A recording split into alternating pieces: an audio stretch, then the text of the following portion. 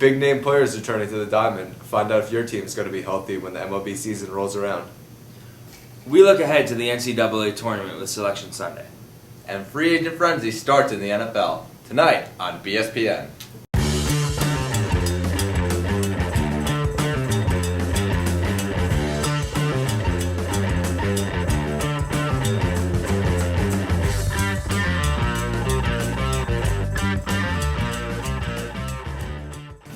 Welcome to another edition of BSPN. Along with Mike Bergner and Jeremy Bella, I'm Brett Malwood, and here's tonight's top stories. The NFL had free agency open up on Tuesday, and a lot of deals were reported before free agency opened. Tell us about that, Jeremy. Well, the team making a lot of big headlines has got to be the Eagles. You start with their trade of LaShawn McCoy for Kiko Alonso. That trade with the Bills, bringing in a defender, a guy from Oregon, a guy that Chip Kelly really likes. And when Chip Kelly took over more of a personnel role on this team, as a head coach, he decided that he wants to bring in the players that fit into his system. They're going to let Jeremy Maclin walk to the Chiefs. So a lot of big moves from the Eagles, bringing in Byron Maxwell as well. So we're going to have to see if all these moves are going to pay off for Chip Kelly and the Eagles. And you mentioned the AFC East. The AFC East is building very quickly. You take a look at the Patriots, who just re-signed Devin McCourty to a 2-year deal, and speculation of Darrelle Revis coming back to the Jets. Should be interesting to see. They just traded a 5th-round pick for Brandon Marshall, so it'll be interesting to see what happens in that locker room with two personalities, Revis and Marshall. Looking over to the Dolphins, Ndamukong Suh is reportedly signed with them on a mega deal. And then you take a look out west, and the 49ers had a player retire. Patrick Willis, shame to lose him for the 49ers. He was a great power on their defense.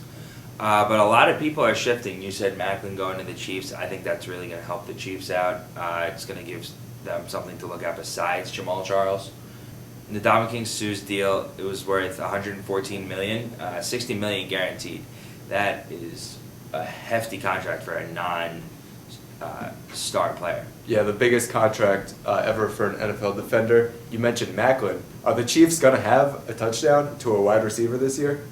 Yeah, it should be looks interesting like to see. They're going to have to after not having one all of last year. But Ndamukong Suh, the biggest name in free agency, a guy that the Dolphins are going to bring in to bolster that defensive line. You add him to a defensive front with Cameron Wake as well.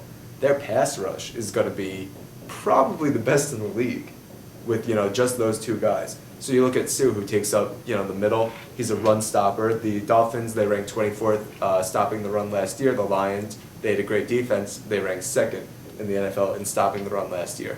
So a defensive shift for the Dolphins, trying to stop the run, and I like I said, it's going to open up more rushing lanes for Cameron Wake. Now, we touched on the Jets. The Jets right now are reportedly looking at Brian Hoyer, although it looks like he's off to Houston. The Jets looking at a quarterback. Do you see them going after one in free agency or drafting one if Mariota falls into their lap? Well, the name that's been mentioned has been Ryan Fitzpatrick, a guy from Houston. There's a chance they could bring him in, but when you're putting guys like Decker and Marshall around, I think you need a solid QB, someone better than Geno Smith. I don't know if Mariota is that answer, but it could happen in free agency. I think with having such experienced receivers coming to the Jets, they're going to need an experienced quarterback who can handle them. So I don't know if they're going to go for the draft and then have that quarterback sit in the backfield for 1 year and learn. Yeah, another guy they might go after is Jay Cutler, try to trade for him. That might seem to be a mess, reuniting him with Marshall, both those guys leaving from the Bears. But, I think I'd rather have Jay Cutler, even though he does some crazy things off the field, has a lot of turnovers. I think I'd rather have him than Geno Smith right now. And don't doubt a name like Colin Kaepernick. That name has been thrown around in trade rumors for the last couple months now. Rumors being the operative word. 49ers are not losing Kaepernick after losing, Patrick Willis to retirement, Frank Gore as well. Another big signing was Marshawn Lynch got re-signed by Seattle on a 2-year extension, making $12 million next season. He doesn't expect to play much longer. He already has back issues, but we'll see how it plays out. Some other deals in the NFL. Randall Cobb re-signed in Green Bay. That pairing with Aaron Rodgers has been quite the duo. Yeah, that's a move that they needed to make. You still have Jordy Nelson. You have the emergence of Devontae Adams in the postseason last year. So, I mean, that's a great offense, and it will be as usual. And you talk about a duo that is no longer out there. Joe Flacco losing his receiver, Torrey Smith, out in Baltimore, as he tweeted on Sunday that he is not a member of the Ravens anymore. Yeah, that's a big loss. Seemed like a few years coming, Torrey Smith getting out of Baltimore. But, I mean, you look at the Ravens, and you have, Steve Smith Sr. and Joe Flacco. I don't know if that's going to be a combo and a good enough offense to really compete in the AFC North. Steve Smith's getting old.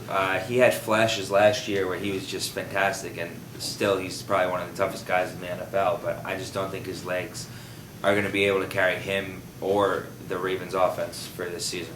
Another duo out there that is no longer a duo is Peyton Manning and Julius Thomas, reportedly headed over to Jacksonville.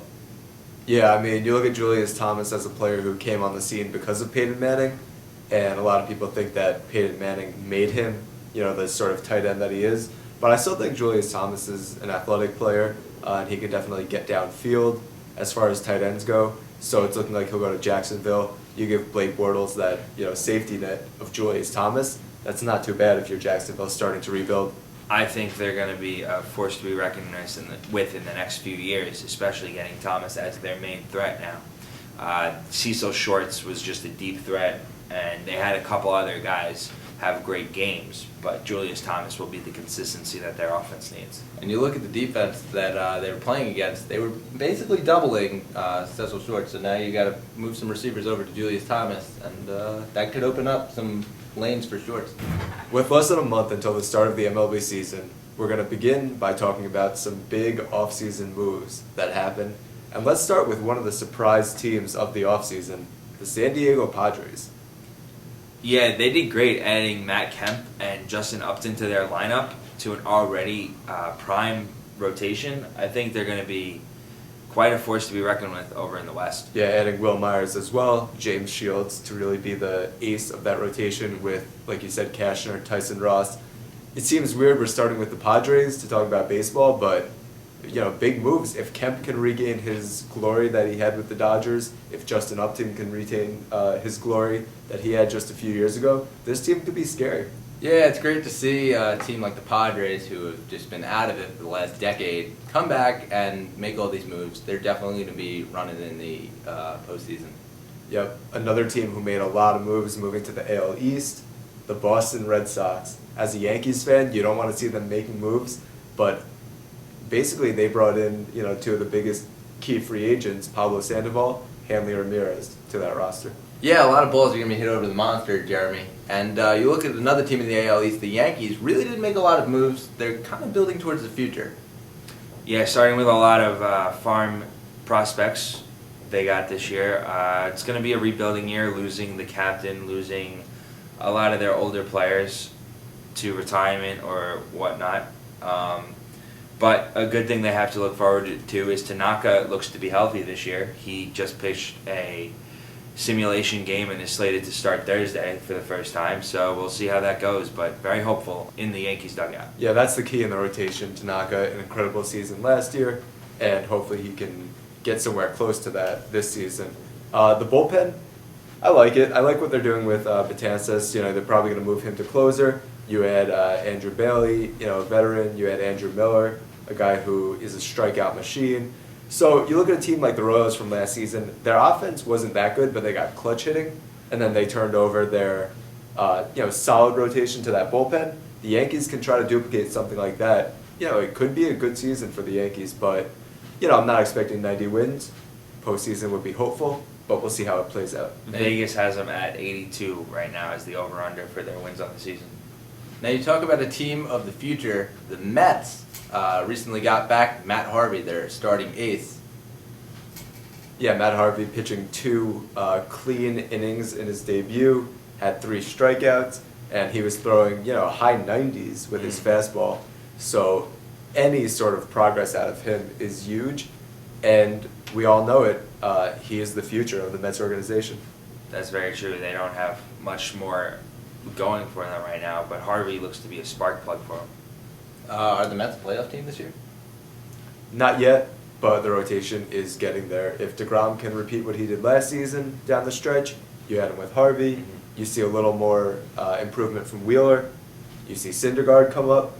That's a rotation that can be a playoff team probably next season. And, I think that the league is just becoming a much younger league, like in other sports. There's not a lot of old players dominating the league like they used to. We might be moving out of the steroid era, finally. What do you guys think? Yeah, I definitely think so. That recent allegations against Alex Rodriguez kind of was the breaking point, and there's not going to be a lot more steroids. They've been way too strict. We're talking about banning guys from the game now. But yeah, I think we definitely have a new face of the MLB. Who would you guys say that would be? Well, last year they did a poll on social media, and Buster Posey was actually considered the face of the MLB. But I'm going to say going forward, Mike Trout is going to be the face of the MLB, a five-tool player, classic baseball build, MVP last year, and I think he's just going to continue that going forward. Yeah, I think it's tough for a pitcher, but I would say Clayton Kershaw because this guy puts up numbers that, Sandy Koufax has put up. So that's something you got to consider. A few hitters, I would give a few options, maybe Andrew McCutchen, maybe Giancarlo Stanton. I mean, I think that's a guy who, could put up 50 home runs for, the next 3-4 years and be a part of a Marlins team that can actually contend for championships in the future. They're not paying him $300 million for nothing. Exactly. And of course, you look at the obvious name, the Triple Crown winner, Miguel Cabrera. He's been a huge addition over there. Definitely a key piece in their road to a championship out in Detroit. An interesting thing happening in the MLB that they're trying out right now is the pitch clock. What do you guys think about that? Well, I definitely think that it's not good for the game, but it's also very good for the game. And what I mean by that is that you have a sport, and the history behind it has been such a vast, history. And so changing it isn't really the right option, but they do want to get the younger fans into it. I really think that it could be a good idea if they try it out and it proves well. Yeah, I like the change. I think that anything that'll speed up the game, as a guy who watches a lot of baseball, I mean, I think that's in the MLB's best interest to try to speed it up, get more people to watch. But it's going to be an adjustment period for the players and the pitchers. You're going to see a lot of, sort of funny things with players stepping out of the box when they can't, not knowing the rules to start. But after the adjustment period, I think it's going to be great for the MLB. And we've already seen that with out in Boston, where David Ortiz has already complained about it. He doesn't really feel that it's needed. To wrap up our discussion of the offseason, we moved to the two biggest pitchers that were on the market this offseason. John Lester going to the Cubs. A real rebuilding process for the Cubs. A lot of good young names. Chris Bryant, Javier Baez, Jorge Soler, and of course, the new head coach. I think bringing in Joe Madden in as manager has propelled all these guys into Chicago, and they are a team that will be good within the next couple seasons. Yeah, up and coming, you always want to say for Chicago, but haven't been able to get a World 108 Series. years we've been waiting to see them back in the World Series. Yeah, just maybe in our lifetime, we're going to see a Cubs World Series. But It said it 2015, Back to the Future Part 2. 2015, the Cubs won the World Series, so why not in real Good life? point. Can't argue with that logic. Nope. So now a team that has a more realistic chance of winning the World Series, the Washington Nationals made probably the biggest splash of the offseason, signing Max Scherzer to a huge contract. And he's going to be the ace of that rotation. That includes guys like Gio Gonzalez, Doug Fister, Jordan Zimmerman, and of course Steven Strasburg. So what do you guys think about this rotation? Definitely great. They're in a weak division right now, and it should definitely help them going forward. I think Strasburg is the weak link in that rotation. And that to said- say that just is saying something. Yeah, so if you can get Strasburg to step up, you get Bryce Harper to have a big season. He's been talking like he's going to have a big season. Ian Desmond, Anthony Rendon to continue to progress. I think this team could definitely win the World Series this season, but we'll see.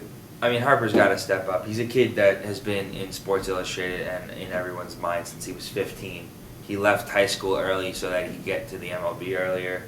and he just hasn't quite lived up to his hype. I Yeah, think. he's got to deliver. So now we'll move on to the NBA, and we have to start with Russell Westbrook, Yeah. a guy putting up astronomical numbers, doing things without Kevin Durant that are propelling, the Thunder into the playoffs right now in the 8th spot. But Mike, you look at the numbers from Westbrook, and some of it is eye-popping. I know. First player since Michael Jordan back in '89 to get 4 straight triple-doubles. First player since Oscar Robertson to average 30, 10, and 9 in a month. First player to average 30, 10, and 10 in a 10-game span since Michael Jordan. He is hitting every note, every mark, everything he wants to hit, he hits. And last week we were talking about a new King James. This might be a King Russ. Yeah, and what I like about it is he's not putting up, let's say, 12 points, 10 assists, 11 rebounds. He's in the 30s in scoring. I mean, he got up to, 49 points the other night Yeah. in scoring, so 17 assists Mm-hmm. the other night in that triple-double. So this is a guy who is putting it all together at a time when Kevin Durant is still out for the Thunder, but just hanging on for life in the Western Conference. Do you still see the Thunder getting that last playoff spot? Yeah, I do, and you talk about that he's missing Kevin Durant. So when Durant does come back, and we're not sure when that is yet, but when he does come back, they will be extremely dangerous. Yeah, they can make a late postseason You'd run. expect eventually Durant will be back, but we're going to have to see if that changes, Westbrook's play at all. If he becomes more of the second option, like he seemingly was in the past few seasons.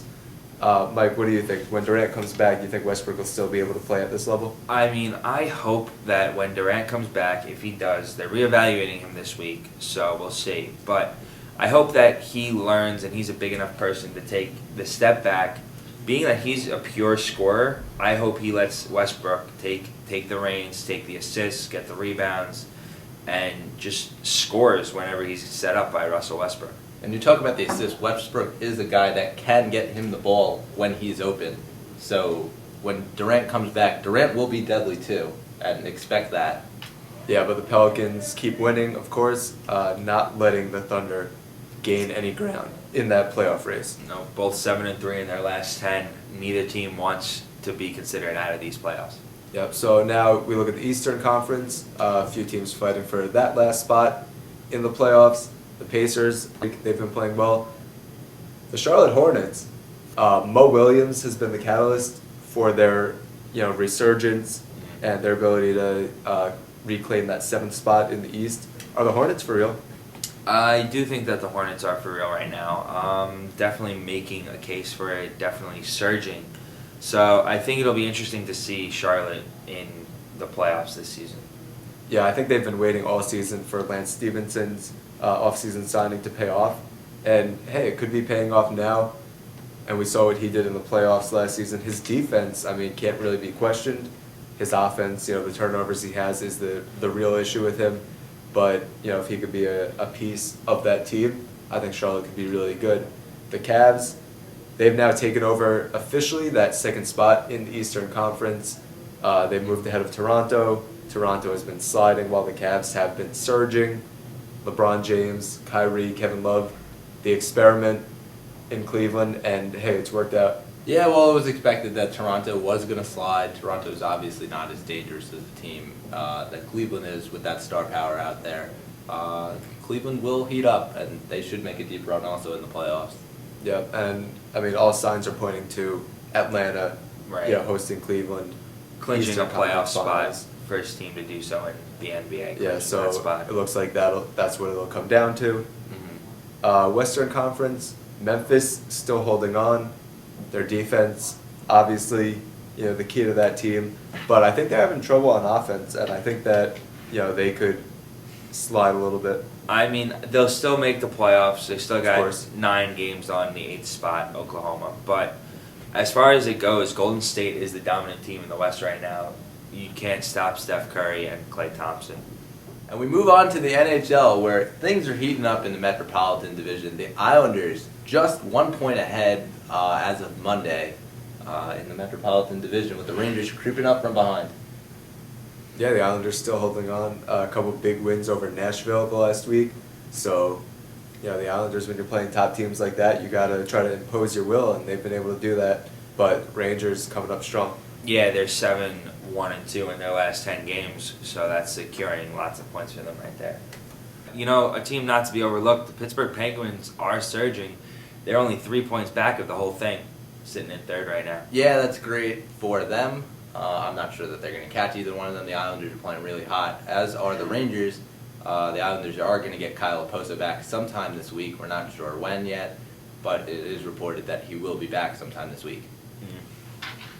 Yeah, and the Rangers still hoping to get Lundqvist back.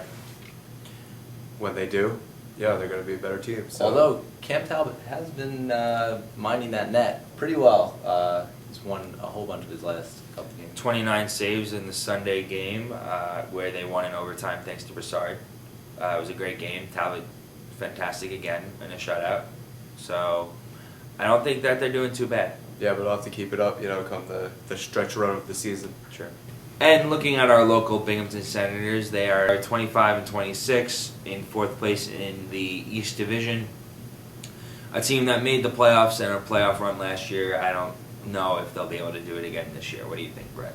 Well, the Crunch are definitely a team to beat, but I don't know about the Senators. They've always seemed to get to that first round of the playoffs and then to get discarded very easily. Last 2 years, it was actually by the Penguins minor league team out in Scranton, Wilkes-Barre. Very true. I think that, you know, the Senators are good, and they obviously have a lot of good prospects with Hammond going up to the NHL most recently in early February. So it's a good farm system, just it doesn't seem to do well in the league itself. Yeah, and having Shane Prince, he came up for a couple games. That was good for the young kid to get a sense of NHL experience. And Hammond, you talked about, he started his career going 4-0 in his first 4 starts. So another great story. And you can see that Binghamton is bringing up good players into the NHL system. And we'll be back right after this. And we're back now talking about Binghamton Athletics. The men's team suffered a defeat in the America East tournament, 62-57 at the hands of the Stony Brook Seawolves. A tough loss. Our Bearcats had a chance to win that game late, but couldn't come up with the victory. All the games so far throughout the tournament have been played pretty closely. Albany and Stony Brook both coming out with close wins in the semifinals, and they're going to meet in the championship game. Yeah, it's going to be a very good game. Albany right now is projected a 15 seed in the bracketology, which is, I think, the highest that they've ever been put. So it'll be interesting to see if Albany does in fact beat Stony Brook because of how close the games have been going. Stony Brook's games have been much higher scoring than Albany's in the tournament. Yeah, but Albany, a team with experience, a team that's been in the tournament before, a lot of returning players. So I think this is a team that can win the championship in the America East. Yeah, so we'll see how that game goes. That's on Saturday, March 14th, Stony Brook versus Albany for the championship, right before Selection Sunday. Another Binghamton team, the women's basketball team, suffered a defeat to top-seeded Maine. That was a 79-71 loss. Yeah. In Semino's first year here, growing to be expected. But a fantastic job here in her first year coaching Jasmine Sina to America East Rookie of the Year, and I think there's only growth in this program. Yeah, and Jasmine Sina definitely deserved it. Great three-point shooter. She's been the focal point of the offense all year, and it'll be interesting to see how she grows and develops into the next few years with the team. Only 2 conference wins for the women's team throughout the regular season, but like you said, growth is to be expected in the upcoming seasons. Right. And they did put up a fight in this last game against the top seed, so that's positive. We'll be right back after this. Hi, we're the Binghamton Film Initiative. And I'm BTV. And we have about 48 seconds to tell you about our biggest event coming this fall. It's called a 48-hour film challenge. 48 hours to write, produce, and edit a short film. It takes place in one weekend. On Friday night, you write. I'm not listening! All day Saturday, you shoot. Action. What's the line again? Then the editing begins. And if you make it, you hand it in on Sunday night. Right on time.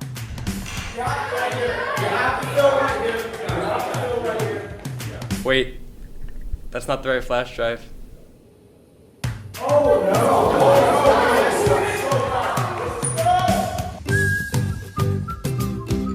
And we're back, and we turn it over to our floating head predictions.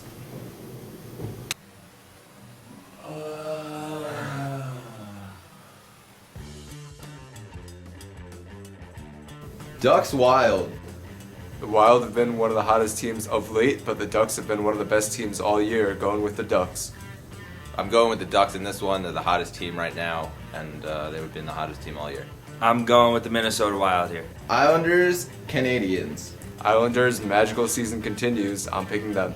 I got to go with the Islanders. They've been playing hot as late, and they can continue their success. I'm going to have to go with the Habs.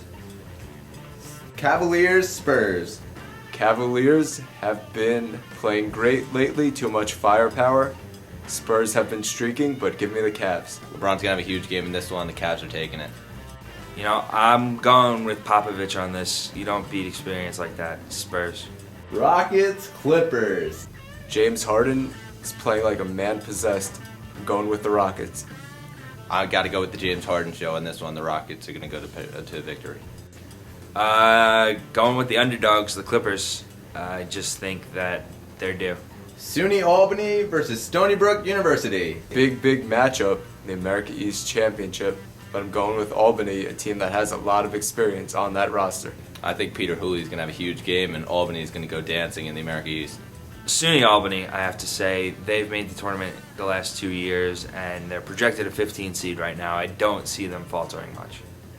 Well, thanks, guys. Now we turn it over to college basketball and take a look at who might be in, who might be out for the NCAA tournament. Lots of conferences still have to be decided this coming week, but Northeastern Huskies' first appearance since 1991. Manhattan is returning after being a 13 seed last year.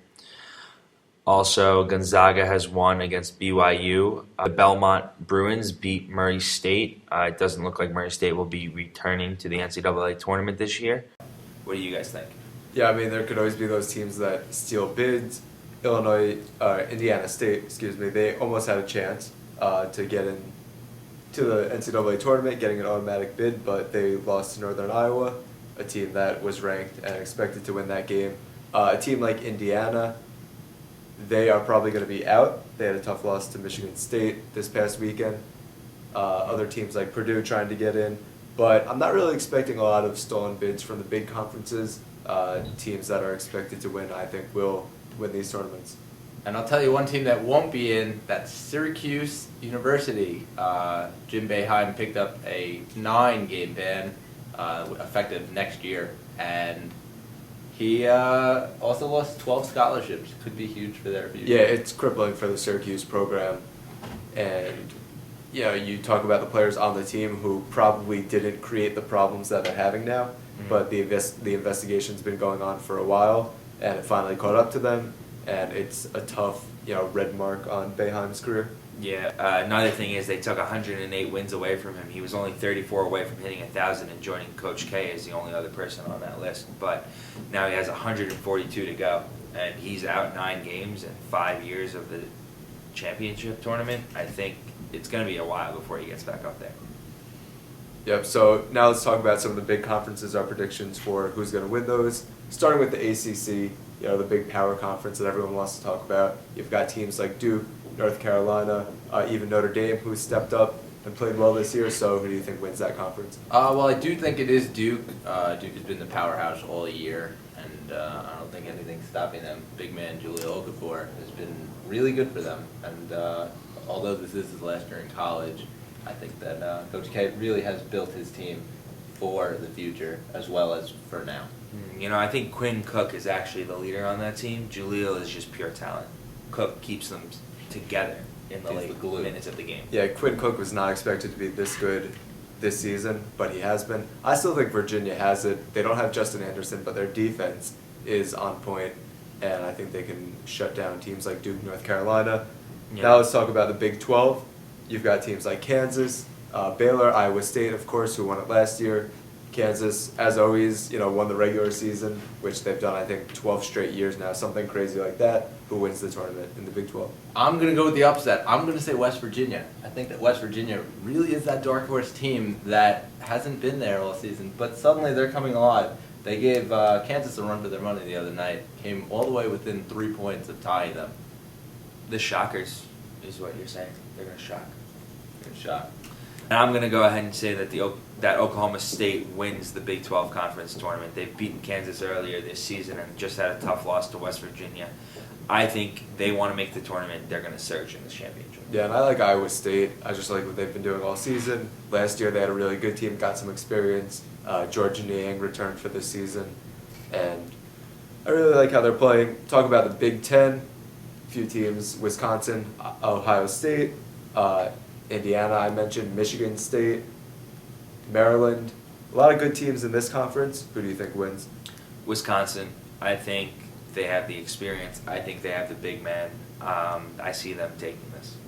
Yeah, Frank Kaminsky's definitely going to take over, and I think that they're going to win the tournament. Yeah, don't be surprised though. Maryland, they did beat Wisconsin. That was in Maryland, neutral floor. You want to see what happens, but you still got to go with Wisconsin, and they've been playing great defense lately. Now, the big question on everyone's mind, Kentucky, do they remain undefeated into the tournament? I think they do. I think they're a very dangerous team this year. Calipari actually did go on to say that none of them will be back next year, which I find to be pretty humorous because that seems to be every year. But I really do think that they will go undefeated. I'm not sure that they will do it in the NCAA tournament, though. I think that somebody does knock them off because it always seems to be... I just don't think it's in it for them.